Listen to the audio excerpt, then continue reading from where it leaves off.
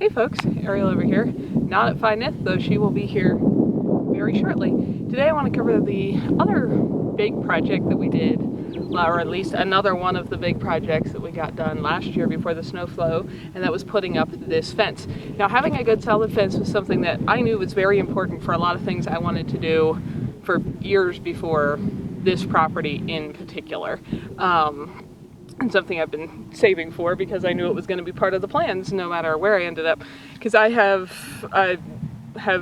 used like the black plastic deer netting fence kind of setup that I've had for quite a few years to keep deer and moose and such out of my veggie garden, and that has worked well. But I knew that long term, when I could put in something more permanent, I wanted the ability to have the fence keep things out of my garden and hopefully fruit trees.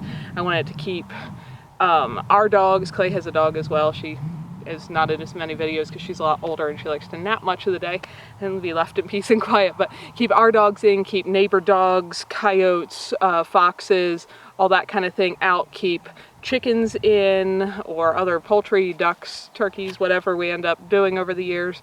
And I wanted it to double as a sturdy trellis that things like a grapevine or a hops plant or raspberries or whatever could use as a trellis or support. So I wanted something that would do all of those things and be kind of a lifetime thing. I've done fencing work over the years on different kinds of fence for different people, and I didn't want something that was going to need repairing or rebuilding every few years, kind of forever. So after looking at all the different options and prices and durability and all of that, this is what I went with. This stuff is actually called a horse security panel. It's just like a cattle panel, except that it's got these small squares. You can see they're 4 inches tall and 2 inches wide. So that's what we did for the fencing here, and they're on steel T-posts. So as you can see, that's pretty rigid. You can kind of shake the whole line, but it's pretty sturdy, and because nothing can rot like the wood can or any of those things, I think that this will be good for hopefully the rest of my life. Maybe somebody after me. Anyway, so we put up a whole lot of this fence, and this was one of the few projects that I could do part of the laying out without Clay, but putting up these big panels, because they come in 16-foot panels, much like the cattle panels. They weigh 80 something pounds, which I can certainly lift, but when it's in the form of a 16-foot long wobbly panel, that's really hard to handle and get into a specific spot with one person. So that was one of the things we did do together when he had a weekend day, and it went really slow at first until we figured out a good system, which Clay's very good at, and then it went pretty fast. The final 2 days that we did partially in a blizzard, we got maybe 800 feet of fence put up in 2 days. So I thought, in case any of you guys ever do anything similar, I'll show you the whole system that he came up with for how we made this really efficient by the end, now that we probably never have to do it again.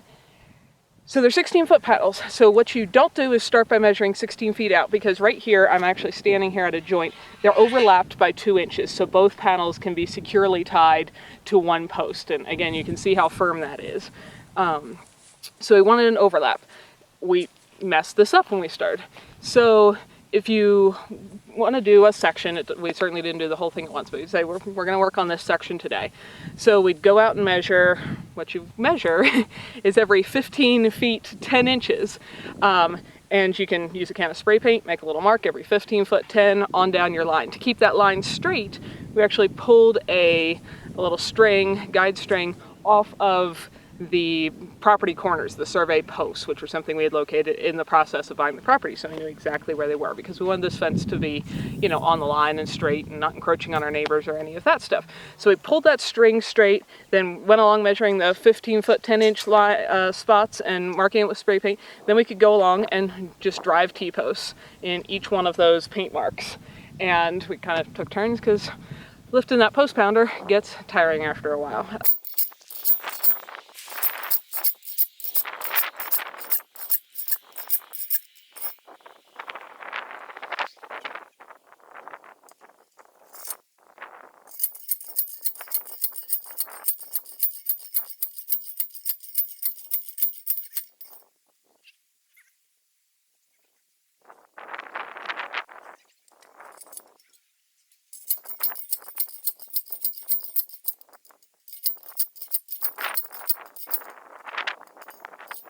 Then you've got this line of 16-foot spaced posts, almost just under, because this is where we messed up. So 2 inches, we just didn't really think about it, but I would have thought that doesn't make that much of a difference. But when you're overlapping it by 2 inches every time, you will, be losing 2 inches. So by the time you go, 6 panels, you are a full foot off of being centered.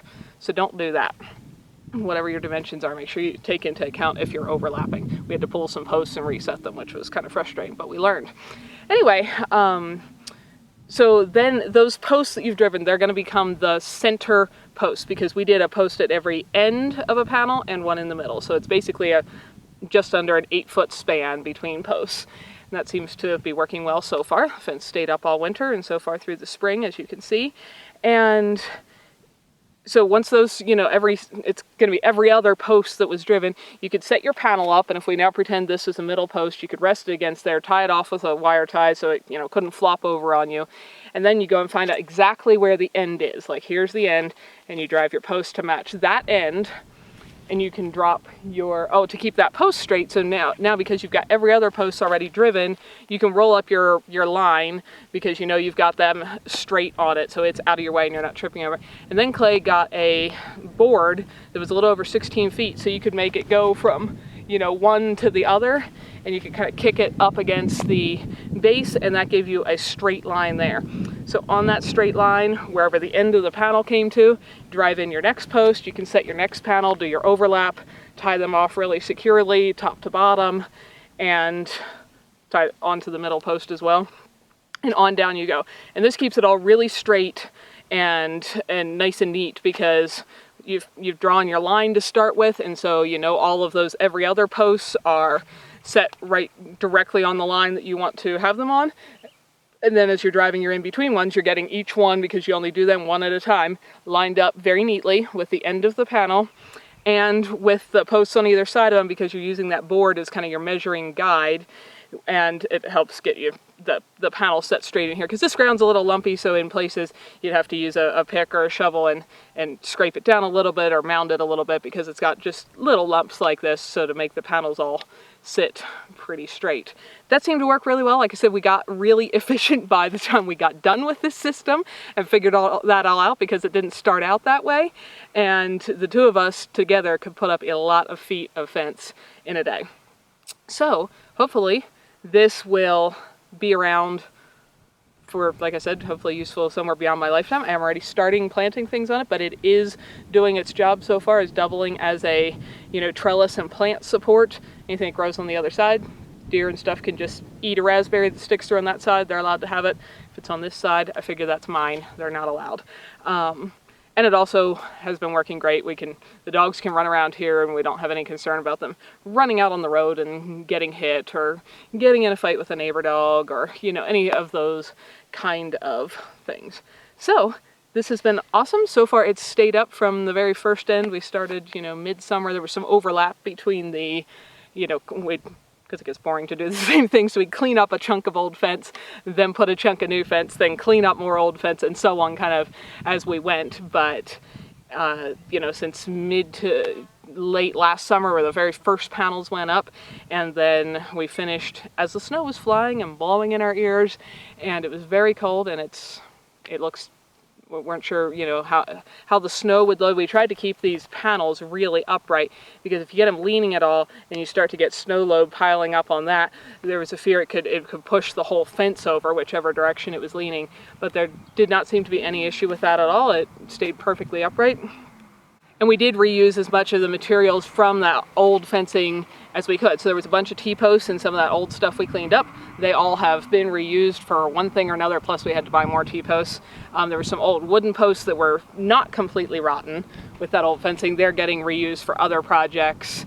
The metal that I mentioned that we discarded was like rusty barbed wire and all that kind of stuff that wasn't really useful to anybody. I don't know of any rancher that actually wants to put that back up. And barbed wire fences are great for holding in beef cows, but that's not what we're going for, so that wasn't going to be really useful for us. But Getting materials actually was a little hard last fall, and I know it's probably gotten worse this spring, but these panels, we bought a lot of them from the local store to kind of set up and see if we actually liked it, see if this was working as envisioned and all that. And then we said, yes, we do. We want more. Okay, we did the math for how much area we were fencing and, said, okay, divide that by 16. So now we know exactly how many panels we need. And then went to order more, and they told us they had more ordered, and it'll be 2 or 3 weeks. I'm like, okay, well, that's kind of unfortunate because we'd like to get more of this up so we could hopefully get more of it finished yet last fall, because I knew this spring there'd be a lot of projects, just with wanting to plant more things once the weather was good for that.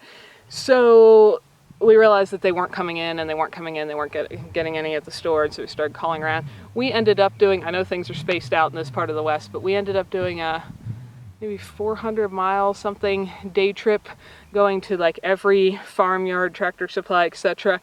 in a loop for 400 miles on an incredibly windy, cold day, and picking up, like, one store would have 8 panels left, and one would have 6 here, and another one would have 21 there, and whatever, till we collected enough panels to be able to actually finish the fencing we wanted to finish. And even so, I probably would have preferred to do all of it in this 2x4 holes, but on down, and you can see this in some of the videos, some of it is 4x4 holes. This stuff's called horse security panels. The other stuff, I'm not sure what it is. It's not hog panels, it's not sheep panels, and it's not cattle panels, but there's a 4x4 square that's just like taking these middle dividers out.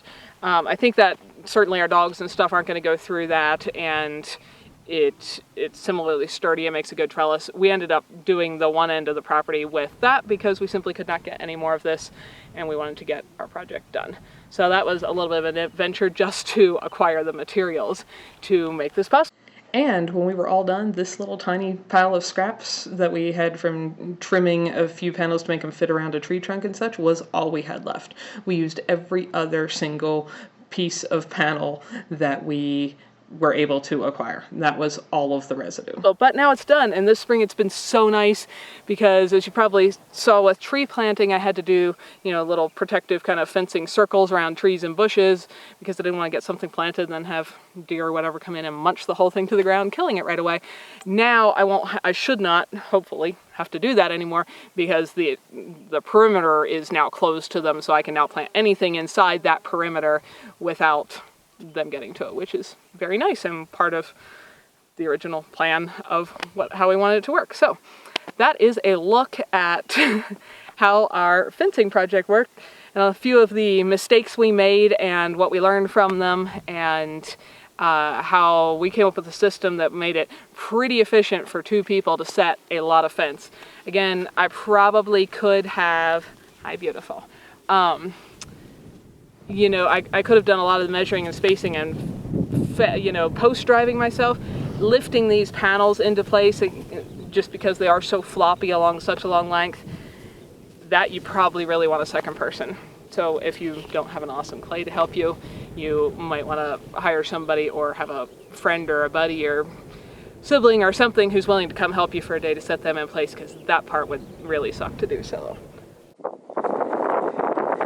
My people are being so boring. They have nothing to do, so I'm going to play with a rock.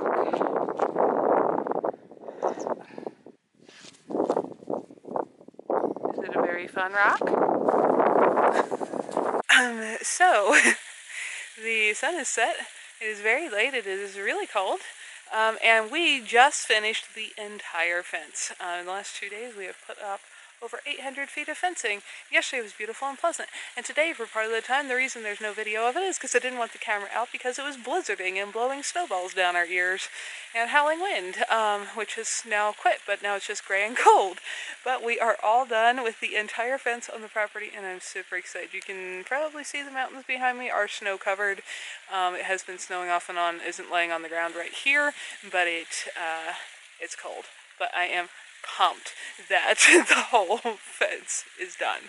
We weren't even sure if we'd get a decent start on it this year before winter shut us down, and we got the whole thing finished. But now we got an awesome fence, and you'll be seeing it in probably a bunch of videos with things growing on it and all of that until they grow up so much you can't see the fence again, and then that'll be awesome. It'll keep doing its job and no one will ever see it again.